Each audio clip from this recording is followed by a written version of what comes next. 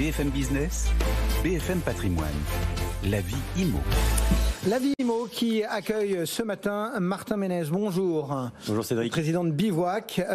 Comment est-ce que vous voyez ce marché C'est difficile depuis des mois, on le dit. La situation est compliquée. Comment est-ce que vous nous le décririez ?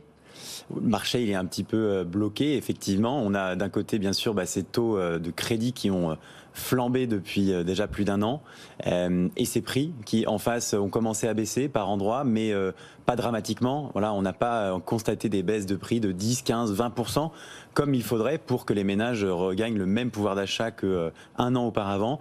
On a fait nos petits calculs. Voilà, si vous êtes un foyer parisien qui avait les moyens à l'époque, il y a un an, d'acheter un appartement à 70 mètres carrés, aujourd'hui, avec la conjoncture actuelle, ces taux qui sont très élevés, ces prix qui n'ont pas baissé, vous pouvez acheter 13 mètres carrés de moins. Donc ça remet en fait votre projet immobilier. C'est une chambre, hein. Exactement, c'est une chambre que vous ne pouvez plus acheter dans ce nouvel appartement. Donc ça remet carrément en jeu votre projet. Pourquoi ça ne baisse pas ? Parce que tous les professionnels se succèdent, en fait, tous les réseaux nous disent, nos agents prennent leur bâton de pèlerin, tentent de persuader, et ça ne marche pas. Ça baisse pas parce que les propriétaires sont bien sûr encore avec la mémoire fraîche de ces prix très hauts. Sont pas pour certains doivent vendre, et là il y a des bonnes affaires à faire. Hein. Nous c'est ce qu'on commence à constater, mais sur une manière, c'est pas assez représentatif pour impacter le marché de manière profonde.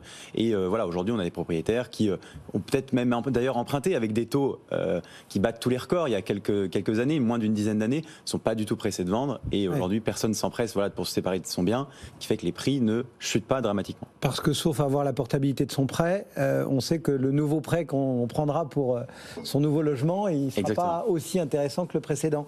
Vous voyez les choses persister comme ça longtemps ? L'année va être de pire en pire, j'ai envie de dire, ou vous pensez que ça peut bouger ? Nous, ce qu'on constate, c'est que vraiment le volume de biens mis en vente sur le marché, il chute. C'est pas un secret pour personne. Donc, ce qui retarde encore plus, la baisse des prix, parce que il y a toujours, les Français ont toujours de l'appétit pour l'immobilier. La pierre rassure toujours autant, donc du fait qu'il y ait moins d'offres, là aussi, ça retarde la baisse des prix. C'est pas vrai partout, pareil, et c'est pas vrai aussi sur tous les types de biens. Si vous avez un bien à vendre autour de 2 millions d'euros, aujourd'hui, ça baisse avec les conditions de crédit actuelles. Le nombre d'acquéreurs potentiels est fortement restreint, mais on voit sur les petites surfaces, les budgets accessibles, dans certains marchés dynamiques, ces biens-là continuent de partir.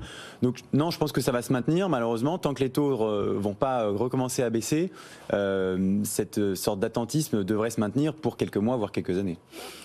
Voilà donc pour ce petit point conjoncture. Après, on va profiter de votre présence pour regarder et donner quelques conseils. Et ce matin, vous vouliez nous emmener sur le pourtour méditerranéen de Nice à Perpignan.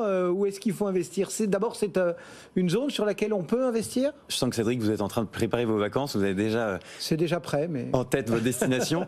Effectivement, si cet été vous avez l'envie d'aller vous dorer la pilule au soleil et pourquoi pas faire des emplettes immobilières, vous avez le choix. Sur le pourtour méditerranéen, on a vraiment des villes qui ont des dynamiques bien différentes. À Cannes, on est presque à 6 000 € du mètre en moyenne, tandis qu'à Perpignan, un peu juste en dessous des 2 000. Donc voilà. La côte, je vous la décris pas, vous la connaissez bien. Mais il y a des villes qui vraiment tirent leur épingle du jeu en ce moment.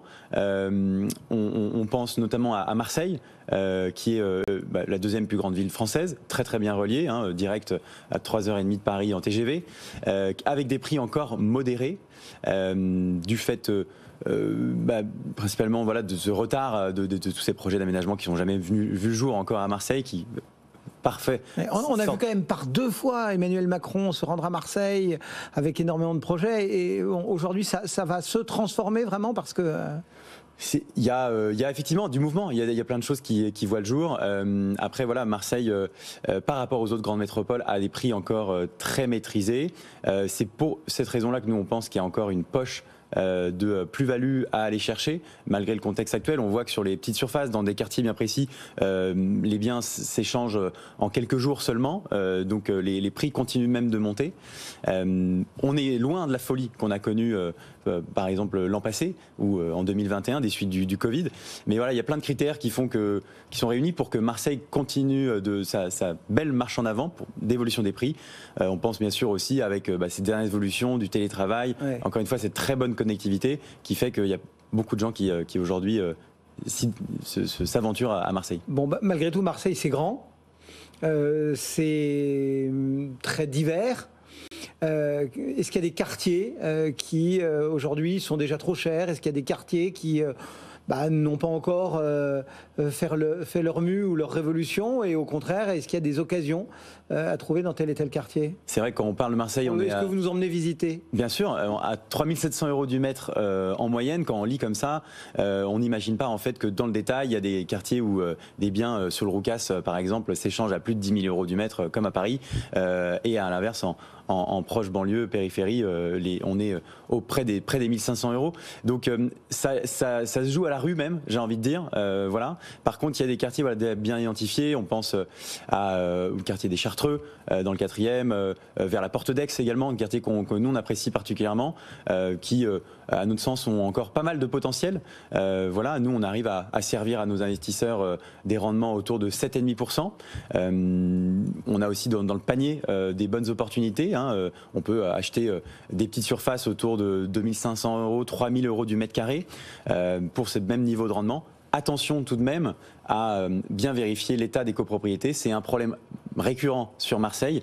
Beaucoup de copropriétés sont très mal entretenues. Oui.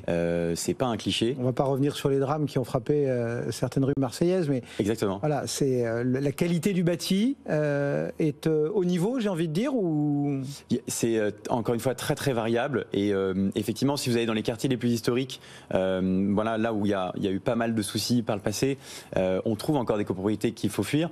Maintenant, vous pouvez aller dans les quartiers comme Baille, par exemple, très bien situé, ou encore la place Castellane, très bien relié aussi, avec des prix encore raisonnables et un bâti dans lequel on peut se laisser tenter.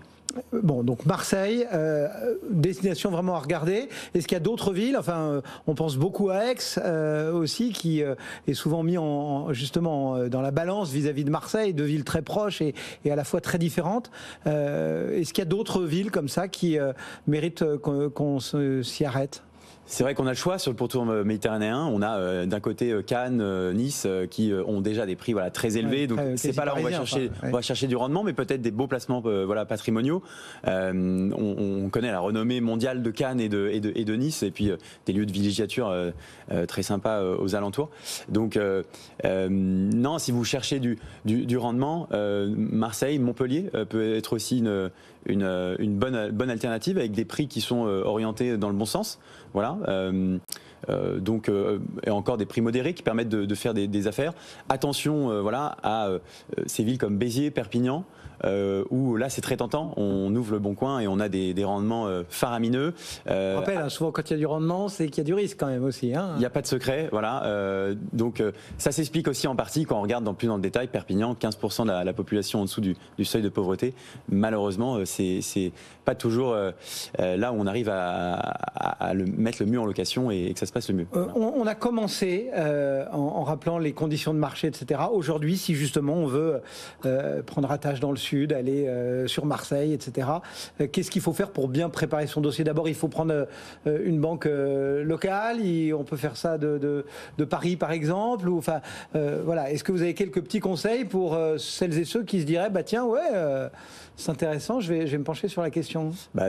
Déjà, renseignez-vous sur le marché. Là, il y a suffisamment d'informations maintenant, même en ligne, ou passer par des acteurs qui sont spécialisés pour se faire accompagner. L'apport du courtier ou du banquier, ça c'est la première étape, vraisemblablement, parce que tout le monde le sait. Voilà, aujourd'hui, c'est le principal point bloquant, la finançabilité des acquéreurs. Et vous devez absolument passer par quelqu'un qui est du domaine pour attester voilà, de votre budget. Ça vous guidera du coup ensuite dans les critères de votre recherche. Non, faut se faire accompagner peut-être encore plus aujourd'hui qu'hier parce qu'on a toutes ces nouvelles contraintes, notamment la rénovation énergétique qui ajoute de la complexité sur voilà, les travaux à réaliser dans son bien afin de pouvoir le louer et de rester dans les clous de la réglementation. Et puis après, c'est comme toujours, soit vous avez vraiment des tiers de confiance qui peuvent vous accompagner et aller sur place à votre place justement, ou alors allez-y, mettez les pieds, prenez un TGV et puis allez vous rendre par exemple à Marseille. C'est l'occasion de faire des bonnes emplettes, mais aussi de profiter du soleil et de la côte méditerranéenne. Merci beaucoup Martin Ménez donc pour Bivouac ce matin dans La Vie Immo.